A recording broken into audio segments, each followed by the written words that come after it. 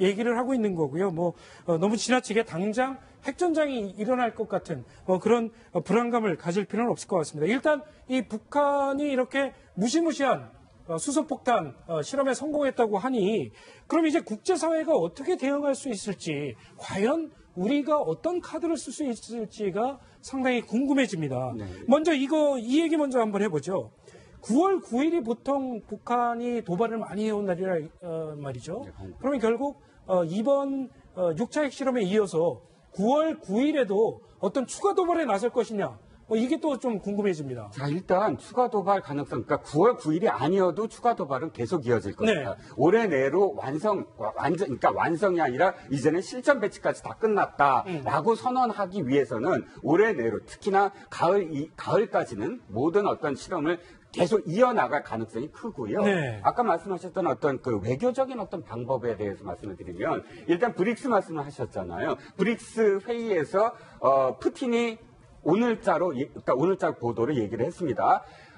조건 없는 대화를 하라. 그게 아마 중국과 러시아가 그러니까 브릭스 회의에서 어느 정도의 어떤 합의를 보고 발표한 것으로 보이는데 문재인 대통령이 6일날 출국을 해서 이틀 동안 동방경제포럼에 갑니다. 그러니까 네. 러시아에서 푸틴 대통령과 정상회담을 하고 그다음에 거기서 회의에 참석한 시진핑과도 아마 정상회담을 할 가능성이 큰데요. 지금 오늘의 실험으로서 어떻게 바뀔지가 문제입니다. 그러니까 그 이전까지 오늘 브릭스에서 푸틴이 한 것처럼 아마도 정상회담에서 아마 오늘 실험이 없었다면 푸틴은 압력을 가했을 겁니다. 조건 없이 회담해라. 라는 어떤 그런 회담이 이루어지고 우리는 러시아에 대해서 또 이제 우리의 요구를 얘기했을 텐데 오늘의 실험으로 어찌됐든 문재인 대통령은 훨씬 더 강경하게 러시아와 중국에 대해서 이 대북 제재에 동참하라라고 할 수 있는 그런 그 근거가 마련됐다는 것이죠. 그것이 바로 오늘 청와대에서 얘기한 완전 고립, 외교적인 완전 고립을 해야 된다라는 그 표현이 아마도 거기에 반영이 되는 어떤 표현이 아닐까 싶고요.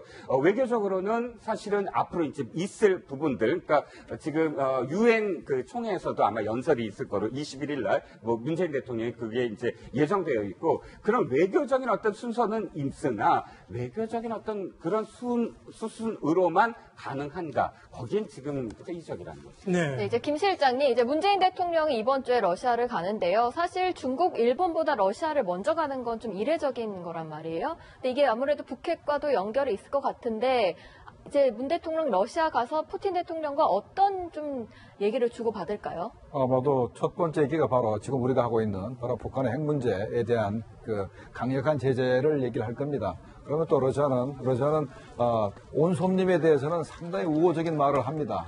지난번에 러시아 상원의 군사위원장인지 하는 사람이 상당히 우리 쪽에 유리하게 북한에 대한 비난을 막 하고 그랬는데 러시아 사람들의 그런 얄팍한 속에 넘어가면 안 됩니다. 이 사람들은 기본적으로 러시아와 중국의 자꾸 미국에 대해서 조건 없는 대화를 하라는 얘기는 그 밑에 이 베이스에 깔려 있는 것은 북한을 핵보유국으로 사실상 인정하라 이런 게 막 깔려 있기 때문에 사실 우리 입장에서는 받아들이기 굉장히 힘든 얘기들입니다.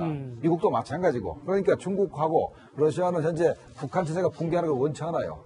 중국이 북한 체제가 붕괴하는 걸 원치 않는 거 다 아는 얘기를 할 필요가 없고 러시아도 북한이 아주 좋은 시장입니다. 무슨 시장이냐면 현재 북한 경제가 살아나기만 하면은 러시아는 완전히 정말 최대의 무기 구매자를 하나 얻는 것이기 때문에. 왜냐하면 북한의 무기 체계가 다 러시아 시스템입니다. 물론 핵무기고 미사일도 마찬가지지만 다른 재래식 무기도 전부 러시아제이기 때문에 이 무기 시스템을 바꾸기가 힘듭니다. 한번 그쪽으로 들어가게 되면. 우리가 미국 무제에 벗어나기 힘들듯이.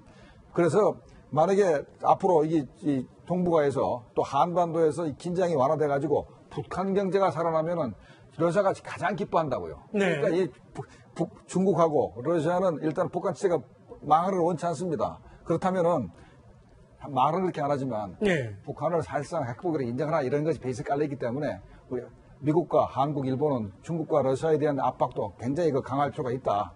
우리가 그 사람들 믿을 수 없다 이렇게 생각을 해야 될 겁니다. 그렇군요. 심 대표님, 그러니까 이 핵폭탄을 저 멀리까지 날리기 위해서는 지금 오늘 발사한 것 같은 이런 핵탄두가 있어야 되고요. 그다음에 기폭 장치가 있어야 되고 발사체가 있어야 되겠죠. 발사체 아까 말씀하신 대로 ICBM을 정상적으로 쏘는 데는 성공을 아직 한 적이 없죠. 해본 적이 없죠. 그렇다면 마지막 남은 도발은 그 정상적인 각도로 ICBM을 쏘아 날리는 그런 일이 될 수도 있겠네요. 어떻게 보시나요? 그래서 북한이 그동안 1차 핵실험도 마찬가지예요. 대포동 미사일 발사 실험부터 했으니까 1차 핵실험, 2차, 3차 다 ICBM으로 연상할 수 있는 대형 미사일 발사체와 시너지 효과를 거뒀어요. 그게 이제 한 3개월 정도의 텀을 두고 했는데 네. 그것이 이제 5차로 오면서 아주 미사일 발사가 아주 이제 촘촘해지면서 그 3개월의 어떤 그 공식은 깨졌습니다. 네. 지금 이제 핵실험도 3년의 공식 깨지고 지금 뭐 1년 이런 식으로 지금 좁혀졌지 않습니까? 따라서 핵실험으로 인해서 그 국제사회에 던져주는 충격파를 시너지 효과, 요즘 또 메가 시너지라고 있지 않습니까? 그 시너지를 극대화하는 것이죠. 그런 극대화를 시키려고 하면 내가 너희들 그 누구에게든 이 핵을 선물할 수 있어, 공격할 수 있어 라는 그런 능력을 보여줘야 그 핵의 능력 앞에 사람들이 다른 국제사회가 겁을 내는 것이죠. 네. 그러려면 그것은 바로 ICBM입니다. 대륙간 탄도미사일. 그래서 그 대륙간 탄도미사일 한 번도 보여준 적은 없어요. 그 엔진의 능력을 보여준 적은 있습니다. 3,700km까지 올라갔습니다. 네. 그렇지만 그것이 실제로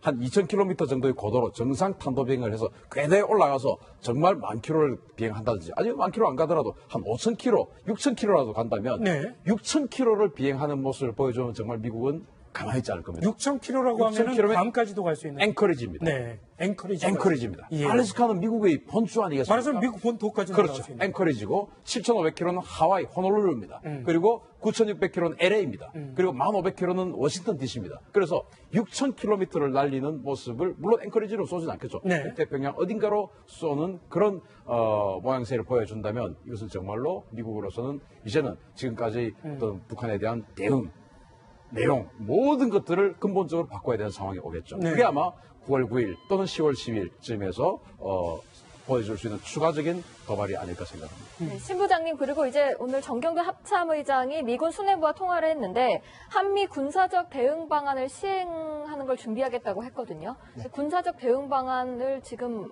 거의 처음으로 언급한 것 같아요. 한국 입장에서는요. 네. 오늘 그 전에 이제 정의용 국가안보실장이 기자회견을 했죠. 기자회견을 하면서 첫 번째 얘기한 것이 우리가 북한의 핵 시설을 타격할 수 있는 능력을 가지고 있다는 걸 보여준다. 이게 하나고, 두 번째는 가능한 한 최대한으로 강한 전략 자산을 전개하는 것, 두 가지를 얘기했습니다. 네.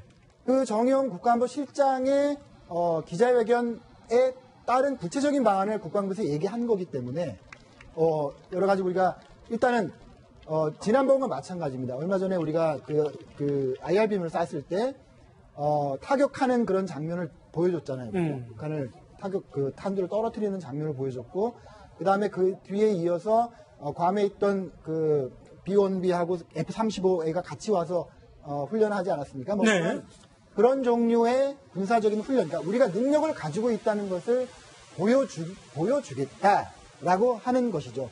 그런 맥락에서 군사적이라는 단어가 들어간 것으로 저는 이해하고 있습니다. 네. 이제 정경도 합참의장이 군사적 어떤 시행에 대해서 언급을 했다고 그래서 그것이 큰 의미가 있다라고 생각하지 않습니다. 왜냐하면 자 군에서 지금 북한이 핵실험을 했는데 군에서 외교적으로 우리가 뭘 하겠다라고 발표할 수는 없는 거예요. 그건 군의 입장에서는 가장 강도 높은 어떤 대응에 대해서 발표를 해야 되는데 군사적인 어떤 시행을 하겠다 정도는 사실 의미가 크지 않다는 것이죠. 이미 정경도 합참의장은 사흘 전에 기자들과 만나서 어떻게 네. 표현했냐면 지금 우리나라 군은 국민들의 피해를 최소화하면서도 이기는 전쟁을 고민하고 있다. 이렇게 표현했거든요. 그것보다 오늘 발언이 더 센 발언은 아닙니다. 중요한 건 그 발언을 사실은 똑같이 해서 만약에 대통령이 했다거나 정의용 안보실장이 했다면 그 발언은 굉장히 그러니까 굉장히 의미 있는 어떤 발언이 됐을 거예요. 그런데 네. 도리어 안보실장은 굉장히 좀 모호했습니다. 지금의 어떤 그 오늘 실험은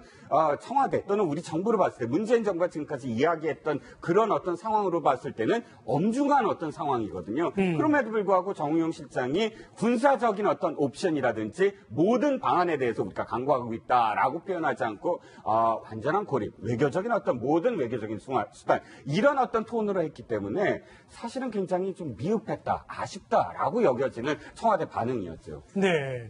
자, 외신들도 오늘 북한의 6차 핵실험을 긴급 뉴스로 타전했습니다. CNN의 방송 모습을 한번 보고 계속 얘기 나눠보도록 하겠습니다. 네, Hello, everyone. I'm Aisha Sasay. We have some breaking news for you this hour. Let's get right to it. There are reports of seismic activity in North Korea. No word yet on whether this is some kind of nuclear test, but past tests have been